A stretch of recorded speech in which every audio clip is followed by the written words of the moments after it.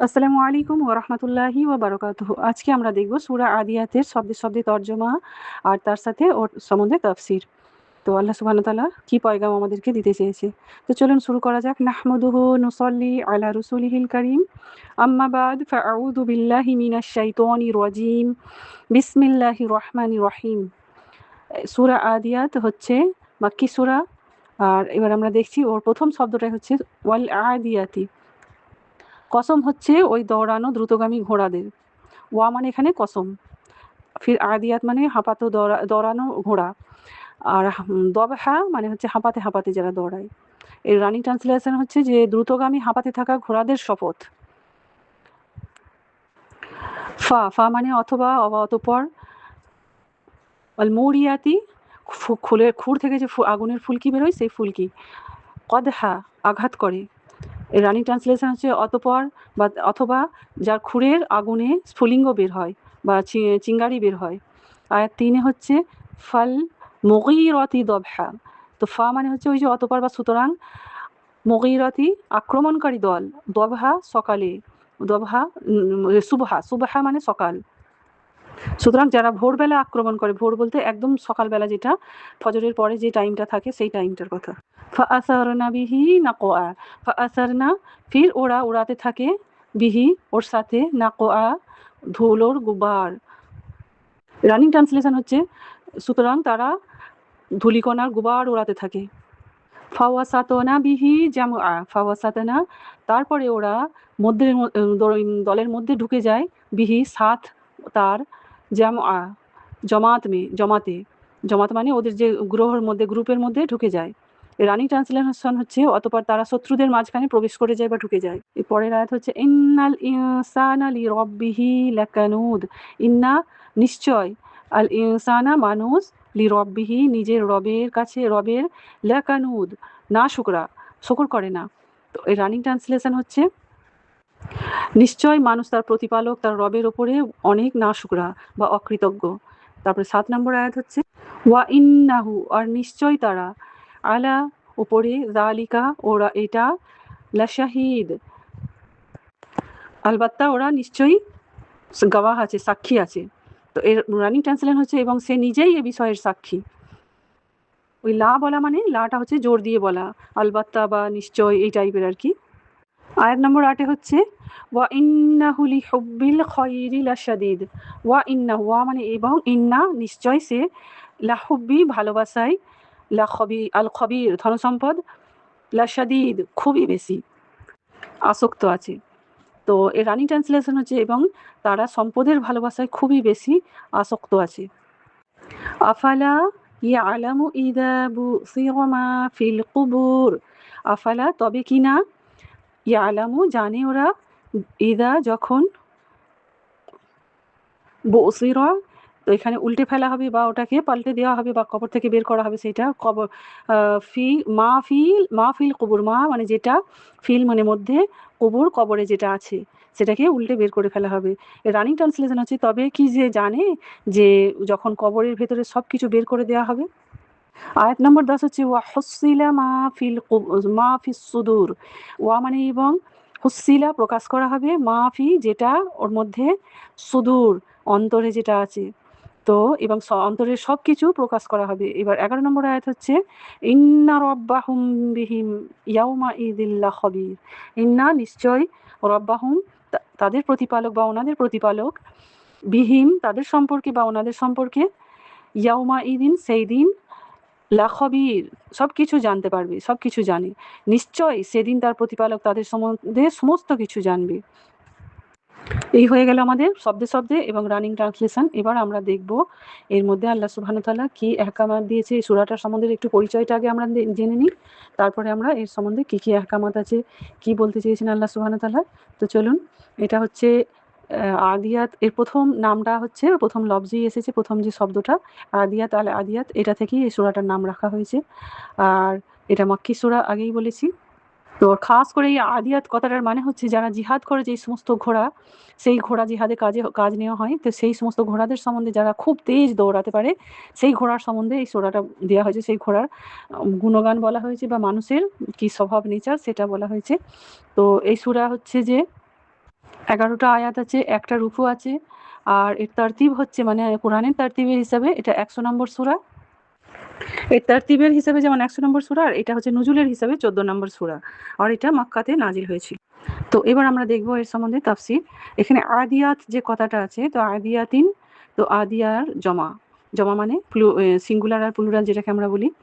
তো আদিয়াত যে কথাটা, আদিয়াহ মতলব গোল তা যখন থাকবে সেটা হচ্ছে সিঙ্গুলার, আর লম্বা তা তার সঙ্গে তানবিন আছে, তো ওটা হচ্ছে প্লুরাল।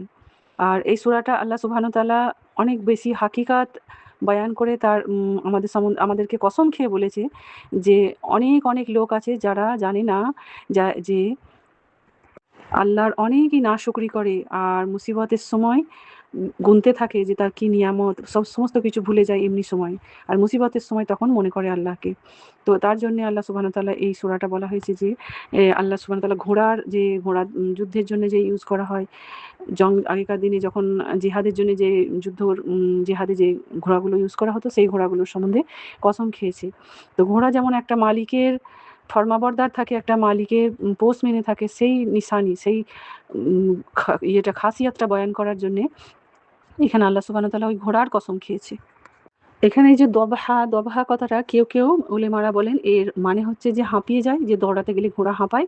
আবার অনেকে আবার বলেছেন যে হিনহিনার যে আওয়াজটা করে ঘোড়া যে আওয়াজে আর কি হিনহিন করে, যে একটা কি বলবো চি করে, সে একটা আওয়াজ আছে, সেই চিঁচিয়ানির আওয়াজটা ঘোড়া যে মুখ থেকে বের করে, সেই আওয়াজটার কথা বলা হয়েছে।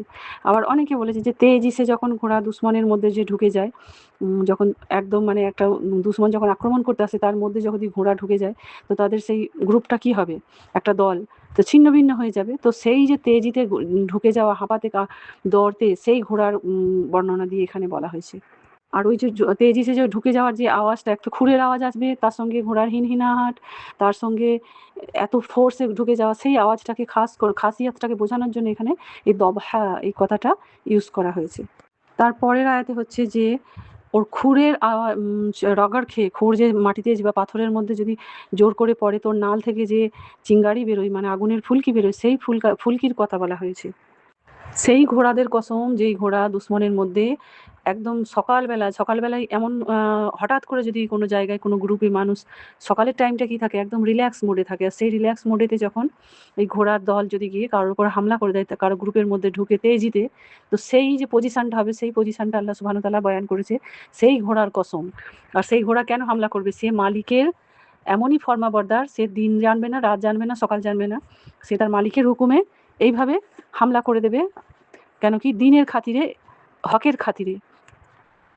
তো যুদ্ধ যখন চলে, তো যুদ্ধের একটা সময় থাকে, সেই সময়ের মধ্যে যদি গিয়ে হামলা করে সেটা আলাদা কথা, কিন্তু এই সকালবেলাকার টাইমটা, এই সময়ে গিয়ে হামলা করা, তো সেই ঘোড়া তার মালিকের কিভাবে ফরমাবরদার, সেইটা বোঝাতে চেয়েছে আল্লাহ সুবহানাহু ওয়া তাআলা। আর মানুষ সেই ফরমাবরদারির খিলাফে চলছে, মানুষ নাশকরা কেন বলেছে এর পরের আয়াতে আমরা দেখতে পাবো। তো যখন ওইভাবে আক্রমণ করে, তো তখন চারো তরফ ধুলো আর ধোঁয়ার মতন, এমন ধুলো রাখ, মানে রাখ বলতে ছাই যেরকম উড়ে গেলে যেমন চারিদিকে ধোঁয়াশা হয়ে যাবে, ধুলো যেমন উড়ে গেলে একদম চারিদিকে অন্ধকার মতো হয়ে যাবে, তো সেই গুবার, সেই চারিদিকে ধুলোর বহুত বড় একটা ঝড় এলে যেমন হয়, ঠিক সেই রকম একটা সেই সিনটা আল্লাহ সুবহানাহু ওয়া তাআলা এখানে বয়ান করতে চেয়েছেন। তো এখানে যে সাওয়ার যে থাকবে, যে ঘোড়াটাকে যে চালিয়ে নিয়ে যাচ্ছে, তার বয়ান না করে আল্লাহ সুবহানাহু ওয়া তাআলা এই ঘোড়াটার বয়ান কেন করেছে, সেটাও আমাদের একটু বুঝে দেখবার বিষয়। ঘোড়া এমনই একটা প্রাণী, সে দেখুন এখানে সকাল দেখবে না, রাত দেখবে না, সেই যে ফরমাবরদারি, ভোরবেলা দেখবে না, তো সেই ভোরের সময় গিয়ে ঘোড়া মালিক যেমন বলেছে তেমনভাবে নিয়ে গিয়ে সেইভাবে আক্রমণ করছে। তো মালিকের কতটা ফরমাবরদার। তো এখানে খাস করে ওই টাইম আর এইভাবে ঘোড়ার দৌড়ানো, এই ধুলো ওড়া, তার সঙ্গে চিঙ্গারি, ওর পায়ের খুর থেকে যে আগুনের ফুলকি বেরোনো, এই সমস্তগুলো যে সিনারিটা বয়ান করেছে, তো তার মানে কি কতটাই জোশ, কতটাই এখানে তেজি থেকে গিয়ে সে হামলাটা করা, তার মানে পুরোপুরি আত্মসমর্পণ একটা ঘোড়া যেভাবে করে একটা মালিকের কাছে, তো সেইভাবে আত্মসমর্পণের কথাটা এখানে বোঝানোর চেষ্টা করেছেন আল্লাহ সুবহানাহু ওয়া তাআলা। আর মানুষ কি হয়, বেশিরভাগ মানুষ আল্লাহর শুকরগুজার থেকে, আল্লাহর হুকুম থেকে গাফিল থাকে, তারা অনেক অবহেলায় জীবন কাটাচ্ছে, না শুকরা হয়ে থাকে। আর এখানে লাকানুত যে বলা হয়েছে, তো না শুকরা মানে আল্লাহ সুবহানাহু ওয়া তাআলার কৃতজ্ঞতা তারা অনুভবই করে না, যে আল্লাহ সুবহানাহু ওয়া তাআলা আমাদের উপর কত নিয়ামত দিয়েছে, কত রহমত দিয়ে রেখেছে, কিভাবে আমাদেরকে সময় দিয়েছে, আমাদের স্বাস্থ্য দিয়েছে, সমস্ত জিনিসগুলো থেকে সবাই আমরা নাশুকরা হয়ে থাকি আর নাশুকরা হয়ে জীবন কাটাচ্ছি হরদম। ইল্লা মাশাআল্লাহ, কিছু মানুষ আছেন যারা ইবাদত গুজার, যারা জিকির আজকারে মত্ত থাকেন, যারা সবসময় আল্লাহ শুকরগুজার করেন। কিন্তু বেশিরভাগ মানুষ যারা এক তো আল্লাহর উপর ঈমান আনেনি তাদের কথা বলা হচ্ছে, আর এখানে যারা ঈমান আনার পরেও আল্লাহর শুকরগুজারি করে না তাদের কথা বলা হচ্ছে এখানে। আর এখানে কিছু মানুষ আছে যারা তাকদীরের উপর বিশ্বাস করে না, কিসমতের উপর বিশ্বাস করে না। সবসময় নালিশ করতে থাকে যে আমার কিসমত ভালো নয়, আমার তকদির ভালো নয়। তো তাকদীরের ফয়সালা আল্লাহ সুবহানাহু ওয়া তাআলা যে ফয়সালা করেছে, তাকদীরের উপর ঈমান আনাও ঈমানের একটা অংশ। তো সেই ঈমানটা মানুষের মধ্যে না থাকার কথাটা এখানে খাস করে বোঝানোর জন্য এই কথাটা বলা হয়েছে যে সকালবেলায় ওইভাবে গিয়ে আক্রমণ করা, ঘোড়া ফরমাবরদারি কত করছে, আর আমরা কিরকম নাশুকরা, নাফরমান, এহসান ফরামশ যেটাকে বলে, নাশুকরা বা অকৃতজ্ঞ। আমরা অকৃতজ্ঞতার কারণে আমরা ওই সকালবেলায় উঠে যে নামাজটা পড়া ভোরবেলা, সেটাও আমরা বেশিরভাগ মানুষ আছেন যারা ছেড়ে দিই। আর আল্লাহ সুবহানাহু ওয়া তাআলা সবাইকে তৌফিক দিই যে ফজর হোক, যেকোনো টাইম হোক, যে হুকুম যে টাইমে দিয়েছে আল্লাহ সুবহানাহু ওয়া তাআলা, সেই টাইমের মধ্যে সেটাকে পুরো করতে হবে। যেমন এই ঘোড়াগুলো করেছে, বা এই ঘোড়াগুলোর উদাহরণ দিয়ে আল্লাহ সুবহানাহু ওয়া তাআলা বলেছে। তো মানুষ যে নাশুকরি, তো সেই নাশুকরির গাওয়াহি, সাক্ষী সে নিজেই দেবে। সে নিজেই দেবে যে আমি নাশুকরি। তো সে নিজের মুখেই সেটা বলবে যে হ্যাঁ, আমি কিছু পাইনি, আমার তাকদির খারাপ। তো স্বাভাবিক, আমরা সবাই কিছু না কিছু সময়, কোনো না কোনো সময় আমরা বলি কথাগুলো। তার মানে কি আমরা নাশুকরা।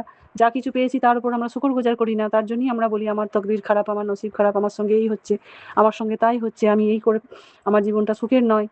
তো এগুলো হয় স্বাভাবিক। অন্যের দেখে খাস করে অন্য মানুষের সঙ্গে নিজেকে তুলনা করলে তখন সে নিজেকে না খুশি পায়। নিজের নিয়ামতগুলোকে সে অস্বীকার করে, যেটুকু পেয়েছে তার শুকরগুজার সে করে না। তো তিসরা কথা হচ্ছে যে যার উপর যে সমস্ত কসম খাওয়া হয়েছে, সেই সমস্ত কসম খাওয়া মানুষ যে মালের যে মহব্বত, মালের মহব্বতে মানুষ খুব বেশি করে জাকড়ে গেছে। মানুষ বেশি করে ফেঁসে গেছে মালের মহব্বতে, দৌলতের মহব্বতে। আর তার খাতিরে হালাল, হারাম, তামিজ কিচ্ছু সে বোঝে না। আর আল্লাহ এই যে এই কথাটা খাস করে বলা হয়েছে যে আমরা আ যে খরচ করছি, খরচ করতেও আমরা যে মাল শুধু জমা করা নয়, খরচ করতেও আমরা সেখানে বখিলি করি। তো বখিলি করে সেখানে কি করি, আমরা যেটা যার জায়েজ, যার পাওনা সেটাকে আমরা সেখানে দিই না। তো সেইগুলোই আমরা নিজেই সাক্ষী দেব আমরা। তো যে আমরা কি করেছি মালের মহব্বতে। তো এখানে কাফির সে তো নাশুকর আছেই, কিন্তু ঈমানদারের মধ্যেও সেগুলো এখানে আল্লাহ সুবহানাহু ওয়া তাআলা বকাবকি করার উদ্দেশ্যে এই কথাগুলো বলেছে। আর আখিরাতের জন্য দাওয়াত দেওয়া হয়েছে যে আখিরাতে তোমার কি অবস্থা হবে, তুমি নিজেই নাশুকরা হবে, তুমি নিজেই তার সাক্ষী দেবে। আর মানুষ এটাও তো জানে, যারা ঈমান রাখে আর যারা ঈমান রাখে না তাদের কথা ছেড়ে দেন, যে এক না একদিন এই কবর থেকেও সমস্ত মানুষকে উঠানো হবে। উঠিয়ে সমস্ত মানুষকে তার এই দুনিয়ার যা যে যেমন কর্ম করেছে সেই কর্মের ফল আল্লাহ সুবহানাহু ওয়া তাআলাকে হিসেব দিতে হবে। যা করেছে প্রত্যেকটা জিনিস, আর কারো নেকিও লুকানো থাকবে না, কারো গুনাহও লুকানো থাকবে না। যাররা বরাবর জিনিসেরও হিসেব দিতে হবে। আর যাররা বরাবর নেকিও করে থাকলে সেটাও আল্লাহ সুবহানাহু ওয়া তাআলা বাইরে করে দেখিয়ে দেবে। আর যাররা বরাবর গুনাহও যদি করে থাকে সেটাও দেখিয়ে দেবে। তো মানুষের কোনো জিনিসই এখানে লুকানো থাকবে না। তো আল্লাহ সবকিছু দেখছে, সবকিছু জানছে। খাস করে এখানে বলা হয়েছে যে সিনাতে, মনের মধ্যে যে আমাদের ওয়াসওয়াসা, যে আমাদের কথাগুলো ঘর করে আছে, সেই কথাগুলোও আল্লাহ সুবহানাহু ওয়া তাআলা জাহির করে দেবে। কোন দিন? ইয়াউমে আখিরাতে। আল্লাহ সুবহানাহু ওয়া তাআলা জাহির আর বাতিন সমস্ত আমল থেকে বহুত বাখবর, বহুত কিছু জানে আল্লাহ সুবহানাহু ওয়া তাআলা। যেটা আমরা হয়তো আমার নিজের খবরও আমরা হয়তো অনেক সময় ভুলে যাই। কিন্তু আল্লাহ সুবহানাহু ওয়া তাআলা প্রত্যেকটা মানুষের প্রত্যেকটা খবর রাখে। তো মালের মোহাব্বত মানুষ এক দুসরার হুকুকটাও আদা করতে তাকে ভুলিয়ে দেয়। হুকুক বলতে যে যেটা যার পাওনা। কারো কাছ থেকে কিছু লেনদেন করা হলো বা কারো কাছ থেকে যখন আমরা কিছু পেলাম, তো তার বদলা তাকে দিতে হবে। শুধু সেটা নয়, আবার যেমন গরিবদের যেটা হক, সেটাও সেই হকটাকেও সে মানুষ দেয় না। তো সেই হকগুলো, বা আমাদের আত্মীয়-স্বজনদের, আমাদের যে নিকট আত্মীয়, দূর আত্মীয়, আবার পড়োশি, সবাইকার যে হক আছে একটা, প্রত্যেকটা মুসলমানের উপর প্রত্যেকটা মুসলমানের হক থাকে। সেই সমস্ত হকগুলো সে আদা করে না। তো সেই মালের মহব্বতে বাকি নিজের জীবনের প্রয়োজনটাকে বাড়িয়ে ফেলে, মাল মহব্বত জমা করে সে নতুন কিছু বানাতে চাইবে, নতুন কিছু আরও সংগ্রহ করে রাখতে চাইবে। কিন্তু একদিন তো সমস্ত কিছু ছেড়ে যেতে হবে। এই যে হক আদা না করে গেলে পরে, সেইটার কথা এখানে বলা হচ্ছে যে মালের মহব্বত মানুষকে গ্রেপ্তার করে রেখে দিয়েছে।